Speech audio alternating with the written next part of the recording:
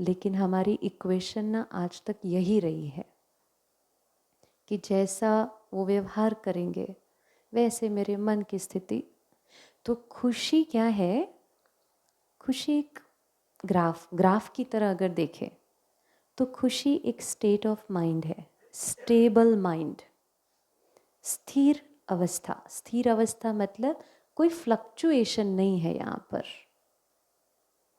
बाहर क्या हो रहा है उसका असर यहाँ नहीं हो रहा है। मैं स्टेबल हूँ मतलब मैं खुश हूँ, मैं जो हूँ उसमें। लेकिन अगर मेरा माइंड स्टेबल नहीं है, मतलब बाहर कुछ ऊपर नीचे हुआ, तो ये जो स्थिर था वो भी ऊपर नीचे होना शुरू हो जाता है।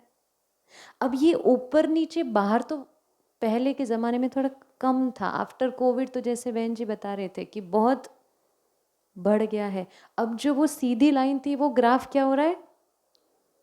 बार बार बार बार बार बार बार बार फ्लक्चुएशन आ रहा है। तो हमने समझ लिया स्ट्रेस नॉर्मल है। नॉर्मल होना क्या चाहिए था? हैप्पीनेस, खुशी। खुशी नॉर्मल है। जो चीज़ आप ब्लड टेस्ट कराते हैं तो उसमें एक नॉर्मल वैल्यूज़ लिखी हुई होती है कि भाई हीमोग्लोबिन इतने से इतने में नॉर्मल है, इससे कम हुआ कुछ जैसे विटामिन्स, इससे कम मतलब वो डेफिशिएंसी है, कमज़ोर है, बीमारी आ सकती है या आ गई है। Normal value.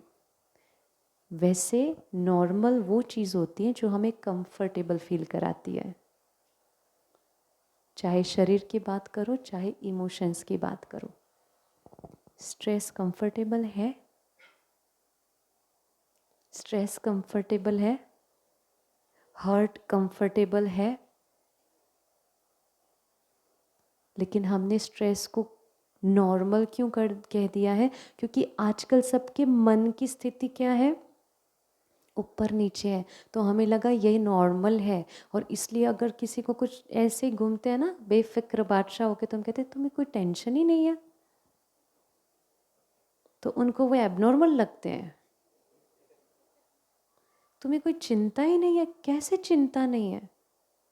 क्योंकि हम नॉर्मल वैल्यू भूल गए हैं।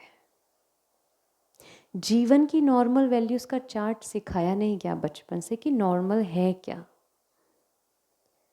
तो खुशी नॉर्मल है, शांति नॉर्मल है। क्यों? क्योंकि मुझ आत्मा को उस जोन में रहना कंफर्ट लगता है, इसलिए वो नॉर्मल है, वो नॉर्मल वैल्यू में आता है। अगर वो ऊपर नीचे होता है तो बीमारी शुरू। विटामिन B12 कम हुआ, कमज़ोरी आना शुरू। नॉर्मल वैल्यू से कम हुआ, कमज़ोरी शुरू, चक्कर शुरू हो जाते हैं। शांति और खुशी की नॉर्मल वैल्यू क्या है? स्टेट ऑफ माइंड है, स्टेबल।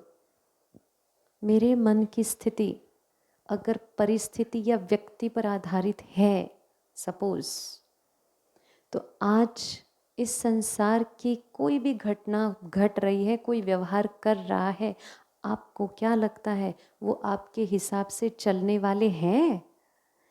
आप शरीर छोड़ भी देंगे तो तब तक वो आपके हिसाब से नहीं चलने वाले हैं। अब मेरे पास एक चॉइस है, वैसे दो चॉइस हैं।